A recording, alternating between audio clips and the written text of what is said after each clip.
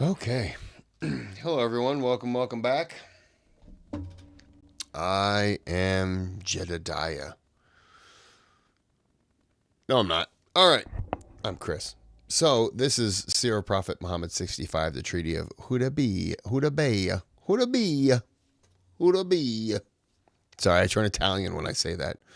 This video is sponsored by Yasin Muhammad. Click. That's how easy it is to just help the channel. Just 2 easy little clicks. You can financially support the channel if you'd like to. Click on that thanks button. Donate to the channel. Request a video. Your name sponsors that video. Just like this one. All right. Another 20-minute video. And we're going to start right now. The conquest of Khaybar changed the financial situation for the entire ummah. And Allah says that's the ghanima and the fatah that's going to happen. And this shows us a direct correlation. We've said this from the beginning. When you stand up for Allah and you put your trust in Allah, Allah gives you back much more. In this dunya before the next. Even in this dunya before the next. We've seen this throughout the seerah. The battle of Badr, when they went out to the battle of Badr, Allah says, I'll give you one of the 2 good things. Allah ended up giving both of them. Right? I'll give you both the victory and the caravan. Next year they got the whole caravan. Right? We talked about this when we talked about it. The same over here. That when those people showed their bravery, these sahaba, Allah Azza wa Jal, after they showed it, when they showed it, they don't know what's going to happen. They think they're facing death. And Allah Azza wa Jal on the way back said, Allah is well pleased with you. لَقَدْ رَضِيَ اللَّهُ عَنِ الْمُؤْمِنِينَ. Allah is well pleased with you. فَعَلِمَ مَا فِي قُلُوبِهِمْ فَأَثَابَهُمْ فَتْحًا قَرِيبًا وَمَغَانِمَ كَثِيرَةً يَأْخُذُونَهَا. And a lot of maghanima you will take. A lot of booty. And this was the largest ghanima that they ever took down in the history of Islam, because there was going to be one bigger thing, and that is after, that is Hunayn. That's one bigger ghanima after that, after the conquest of Mecca. But in the history of the seerah, the conquest of Khaybar is definitely of the top 2 ghanimas that they got. Now, also over here we see in this incident the great blessings of Uthman. That subhanallah, what an honor. The Sahaba had a great honor. Wallahi, they had an honor that should make us cry out of positive jealousy. We're allowed to have positive jealousy. That they got to have the yad of the Prophet in their hands and they're giving bay'ah. But Uthman had an even higher honor. Because the Prophet represented Uthman with his own body and his own hand. How much more noble do you want? He said, this is the hand of Uthman. Meaning, if Uthman had been here, this is what he would have done. But since he's not here, let me stand in his place. Think about that. Let me stand in his place. Let me pretend to be Uthman. And I will give the oath on behalf of Uthman. Here you have Rasulullah testifying for Uthman. How can anybody utter one word against this man? Okay, sorry about that. Wallahi, anybody who says anything about Uthman, in his heart there is nifaq. Wallahi alladhi la ilaha illahu. Anybody who says anything about Uthman, he cannot have genuine love of Allah and His Messenger. It's not possible. When the Prophet is saying, this is the hand of Uthman, then you are insulting the hand of the Prophet when you criticize Uthman. Because he took his place and he said, this is for Uthman's. And he gave the oath of allegiance to himself. Imagine, on behalf of Uthman. Radiallahu ta'ala an. And subhanAllah, the bitterness about Uthman is nothing new. This goes back to the very earliest, the Kharijites. The first group to criticize Uthman and eventually kill him were who? The Kharijites, right? And we have in Sahih Bukhari a beautiful narration that illustrates this is nothing new. In Sahih Bukhari we have one of the Kharijites came from Masr, and the Kharijites, some of them were from Iraq, some of them were from Masr, and he went to do Hajj, and he saw a large gathering around an old man. So he said, who is this man? So they told him, this is Abdullah ibn Umar. Abdullah ibn Umar. So he made his way through the crowd and he said, oh Ibn Umar, I have some questions to ask you. And it was their methodology to be rude, interrupt every gathering, the harshness that we still find present in some groups, and the type of overzealousness and fanaticism that we find. This all goes back to the Khawarij. Oh Ibn Umar, I have some questions to ask you. Ibn Umar says, go ahead, ask. I ask you by Allah, did Uthman turn his back and run away at Uhud. Uthman is the Khalifa, right? And he's trying to find fault with Uthman. Eventually, him and his group are going to kill Uthman. Right now, he's alive. Did Uthman turn his back and run away from Uhud? In the battle of Uhud, Ibn Umar says, you asked me by Allah, I answer you, yes, he did. So the man said, was Uthman absent at Badr? He said, you asked me by Allah, I will answer, yes, he was absent at Badr. The man said, and was he missing at Ridwan? Bay'at al-Ridwan. So Ibn Umar said, you asked me by Allah, I tell you, he was missing at Ridwan. So the man said, Allahu Akbar. Happy, I got all that I wanted. Turned around and walked away. Ibn Umar said, come back here. Come back here. As for your first question, yes, Uthman fled Uhud. But Allah testified in Surah Al Imran that Allah has forgiven them. Afallahu anhum. Allah has forgiven them. And so I testify that He is forgiven. As for your second question, that he was missing, or he didn't participate at Badr, then he was married to Ruqayya binti Muhammad sallallahu alaihi wasallam, and the Prophet sallallahu alaihi wasallam commanded him to stay in Medina, and he got a share of the booty. He is considered a Badri, hukman. Uthman has the rare honor of being considered a Badri even though he wasn't at Badr, because he was obeying the Prophet by remaining behind. And you know Ruqayya died when he came back, right? So Ruqayya was, this was the death of Ruqayya. She was deathly ill. She was on her deathbed. I mean, of course, in this situation, he was told to remain. And we covered this when we covered it. And as for your third question, what a fool. Wallahi, what a fool. Bay'at al-Ridwan, Uthman wasn't there. Ibn Umar said, Ridwan only occurred because of Uthman. The whole bay'ah was because of Uthman. And the Prophet ﷺ used his own hand to take the oath on behalf of Uthman. So go back now with all of this to your people. Tell them this, what I'm telling you. Right? And this shows us the blessings of Uthman ibn Affan, and the fact that the criticisms about him, and I've given a long talk about Uthman, which unfortunately I think was not recorded, but it was a detailed talk about his assassination and what the complaints were and the blessings of Uthman ibn Affan radiallahu ta'ala an. And there are so many ahadith, and we have enough that the Prophet ﷺ said, should I not be ashamed and shy of somebody, even the angels are shy of him. This hadith is in Bukhari and Muslim, that even the angels are shy of Uthman. He's such a humble and a meek and a noble person. I'm awkward around him. Even the angels are awkward around him.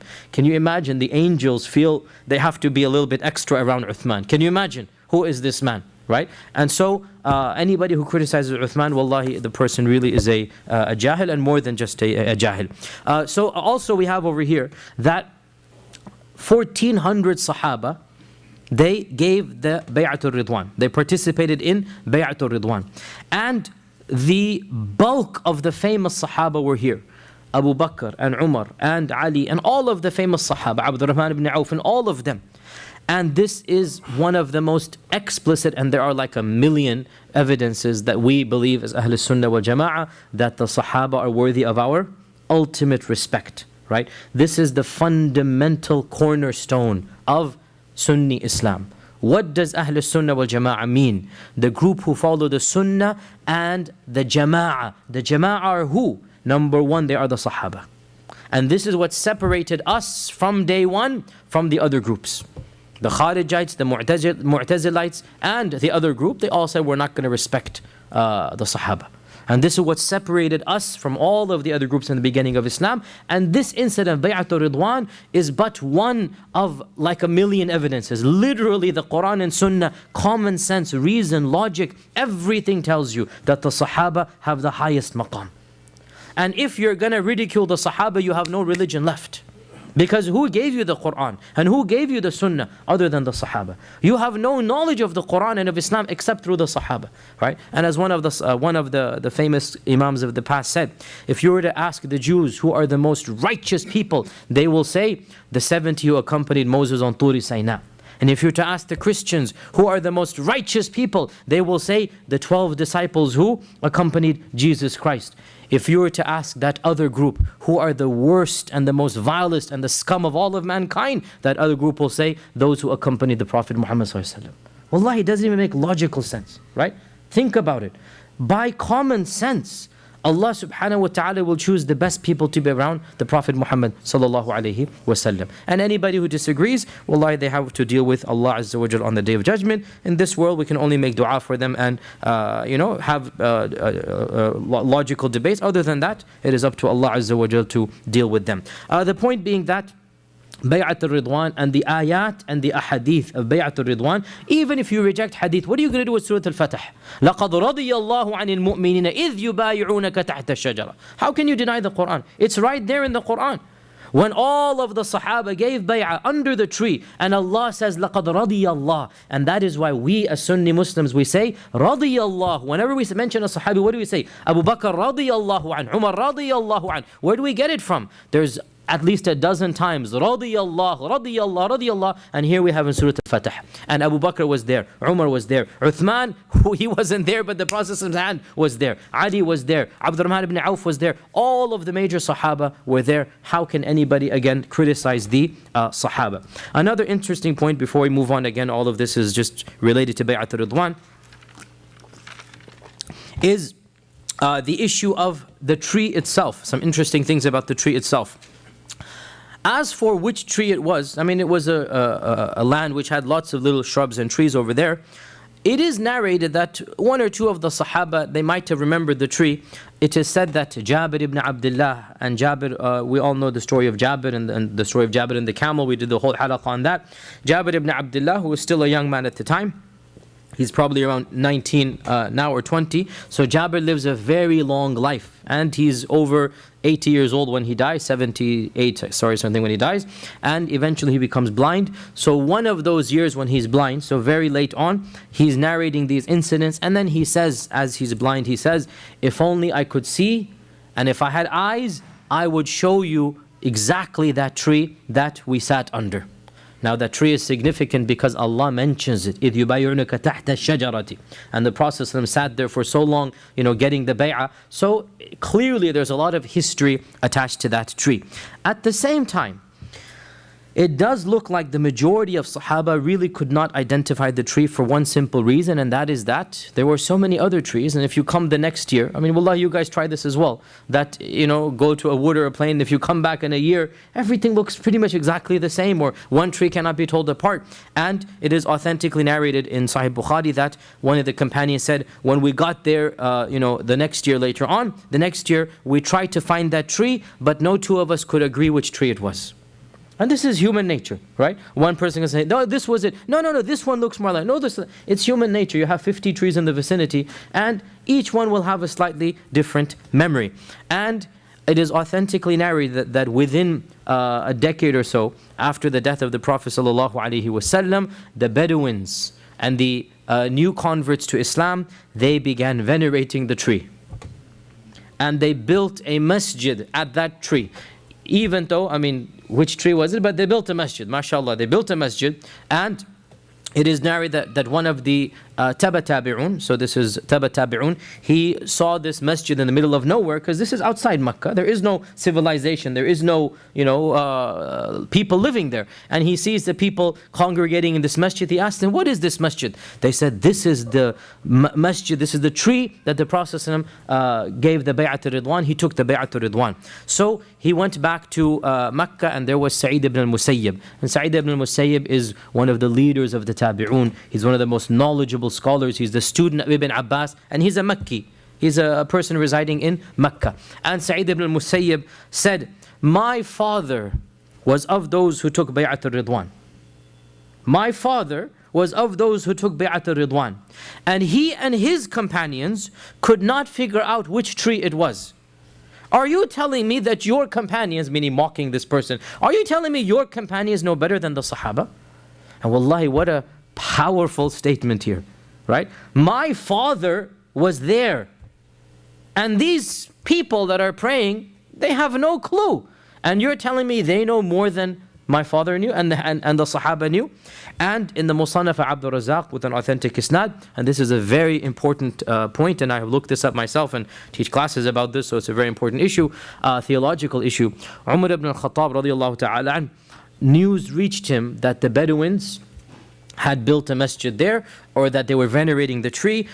Some of them were like rubbing their backs on it, for getting some blessings and whatnot.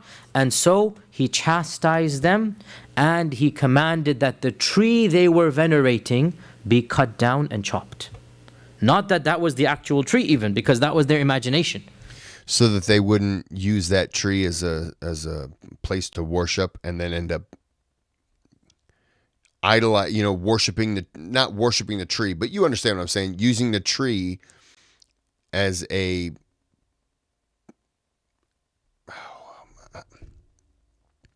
how do I phrase it?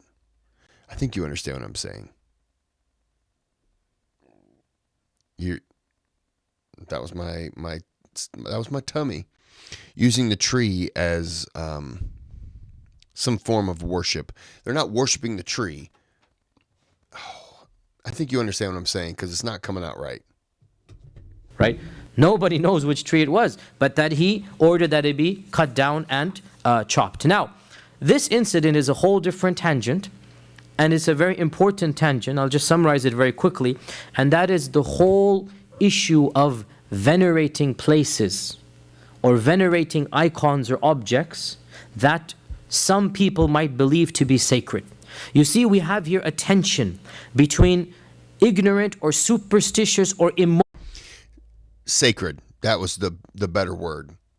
Because they're turning it into something, and all it is a tree. Emotional practices on the one side, and authentic academic knowledge-based Islam on the other. And this tension is nothing new. We still have it to this day. And I can give you a million examples, and all of you know of a million examples in your own, family and friends and whatnot. There is this tension between the emotional side. I want to do something. The tree here, the Prophet ﷺ sat under it. Even if he did sit under it, even if he did, what are you going to do? Prostrate down to it or what? You see, this was the fiqh of Umar. This generation, they were simply rubbing their backs and building a masjid. If this is what's happening when Umar is alive, what do you think will happen in 100, 200, 1,000 years? Wallahi alladhi la ilaha illahu. If Umar had not done his job and it left there, it would now be an idol that is worshipped besides Allah subhanahu wa ta'ala. In fact, what is an idol other than taking a holy place or a holy person or a holy saint and making them bigger and bigger and bigger and bigger? And all you need to do is to look at the bulk of, so many places around the Muslim world, in India and Pakistan, in Bangladesh, in Egypt, in Algeria, in Tunisia, so many places. And one finds the grave of a righteous person, right? The mazar, the darih, right? And people go there, and some people are doing things that are relatively okay, making dua to Allah, that's fine, okay.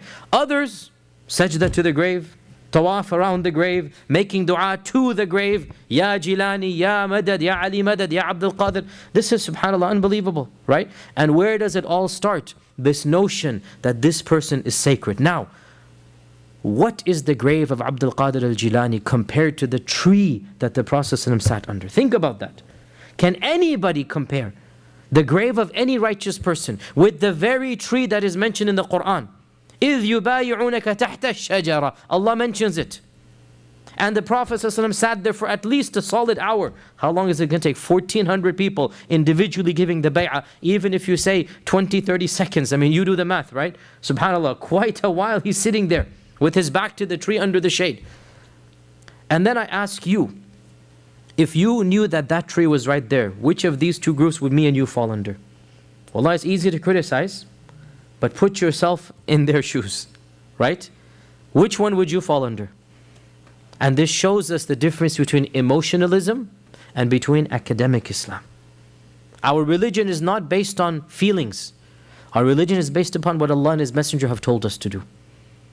And they did not tell us to venerate any land or any site or any icon other than Mecca and Medina and Jerusalem. These are the three holy lands. Now, as for the remnants of the Prophet ﷺ, like or the athar of his wudu or whatnot, this is something he allowed. And we mentioned in Hudaybiyya as well that when he would do wudu, the Sahaba did this. So we say, if Allah had blessed us to be alive when the Prophet ﷺ was alive, then the remnants of his wudu, yes. But not where he sat under a tree. And the Sahaba understood this distinction, right? Not where he sat under a tree. This was not something that the Sahaba did. In any case, that is an interesting theological point here, and it shows us that this tension between basically mystical Islam, if you like, and between academic Islam. Who were the mystical Muslims at the time? These were the ignorant Bedouins, right? They feel they have to do something. And the more academically inclined, which were basically all of the Sahaba, right? All of them, they're like, what are you guys doing? You're going to sit under a tree and rub your back on it? None of the Sahaba did that. Right? And this shows us as well that if we are going to visit any site of early Islam, we go for historical reasons, not for what is called barakah or tabarruk. We go for historical reasons. Yes, if we knew that that was the truth, we go and we take ibrah, we take a lesson from it. And we remember these ayat of Surah Al-Fatah. We go to the Battle of Badr, the location, and we remember this was where Badr took place. But we don't take some sand and think it is holy. Right? We go to Ghar Hira and we simply are awed. And in my humble opinion, by the way, there's no problem going to Ghar Hira. Some of the scholars are ultra strict, and I understand that strictness. And they say you should not go to Hira. Why? Because of these types of reasons. And I understand that strictness. But in my opinion, if you go with the right niyyah, you're not going to venerate Hira. You're not going to venerate Badr. You're going so that the history of that area seeps into your heart. So that you are overwhelmed at, my God, this is where Iqra came down. So you feel a sense of awe. But you realize that the rocks there are not something you're going to touch. You're not going to take a piece and then bring it back here. SubhanAllah. What is idolatry other than taking a piece of rock somewhere and then putting it in the masjid, putting it here, putting it there? That's not what we do. Right? So, in my opinion, this is a very good example of what happens when emotionalism is left unchecked. And who can accuse Umar ibn al-Khattab of being somebody who doesn't love the Prophet? Because you see the tension we have in our culture, especially if you start talking like this, they will label you. They will label you. Either they'll call you what? Is it Mubghidi? What does it call you? Huh? Well, Wahhabi. Okay, that's Wahhabi is there. But they give you also the one who hates the Prophet. Astaghfirullah, there's some, huh? What is it? Yeah, Gushtaq. What is it? Okay, so Gustaq. I don't even know this word. Gustaq means what? The one who hates? Insulting. La hawla quwwata. Anybody who insults the Prophet is not a Muslim. I'm going to go back 5 seconds, but we're going to go ahead and end it here. This is part 2. I'm getting hungry, so it's time to eat. But it's a good stopping point.